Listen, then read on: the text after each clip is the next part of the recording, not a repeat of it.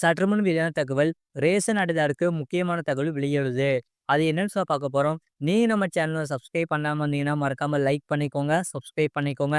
உங்க நண்பர்களுக்கு தெரியப்படுத்த ஷேர் பண்ணுங்க. ரேஷன் கடைகளில் உணவுப் பொருட்கள் சரியாக வழங்கப்படுகின்றதா என்பதை உணவு மற்றும் கூட்டுறவு அதிகாரிகள் ஆய்வு செய்ய வேண்டும். ஆனால் கடைக்கு செல்லாமல் அங்குள்ள ஆய்வு பதிவோடுகளை அலுவலகத்திற்கு எடுத்து வர சொல்லி ஆய்வு செய்தது போல் குறிப்புகளை எழுந்தன.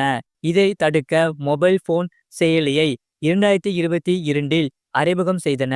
இந்த செயலியை அனைத்து அதிகாரிகளும் மொபைல் போனில் பதிவிறக்கம் செய்துள்ளன.